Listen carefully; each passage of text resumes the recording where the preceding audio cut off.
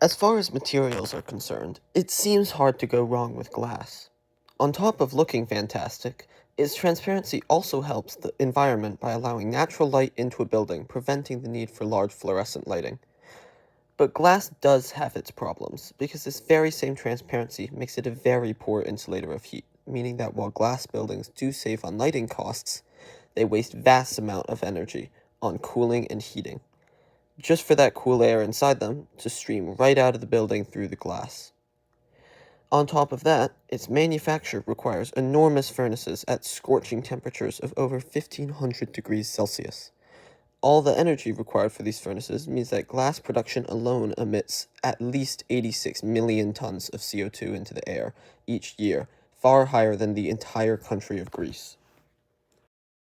Now, what if I told you there was a different material, one which can help with both of these problems, and on top of that, I guarantee you're already familiar with it.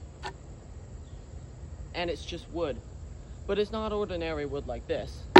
No, it's far cooler than that. What I'm talking about is transparent wood.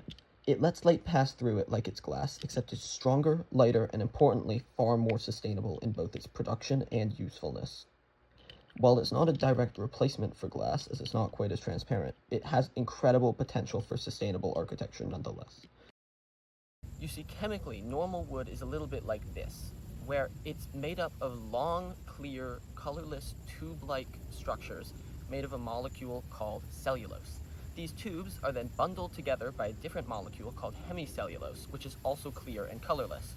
Use your imagination for a second and pretend that each of these glass rods is a microscopic tube of cellulose.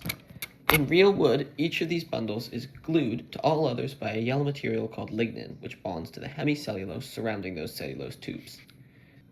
If you keep imagining these glass rods as cellulose tubes, then real wood would look a little bit like this, except instead of just being one layer of glass rods, there would be thousands, where you cannot see through it. The first step to making transparent wood is to remove this lignin. By chemically treating the wood with a basic solution and heating it up, scientists can break the chemical bonds that bind lignin to hemicellulose, then dissolve the lignin in the liquid, like salt dissolves in water, thereby removing around 80% of the lignin in the wood. The remaining 20% cannot be easily removed without damaging the wood, so it's simply bleached instead to make it colorless. If you remove this lignin from this example, now you can see through the individual rods, but you can't quite see what's behind them because the image is distorted. This is because between the glass rods and the image behind them is gaps of air. Because light travels differently through different materials and changes direction as it passes between them, light entering from one side gets distorted. In fact, because wood contains thousands of cellulose tubes side by side, with lignin separating each one, removing lignin from wood also leaves thousands of air gaps, which distort the light entering it so much that it appears completely opaque.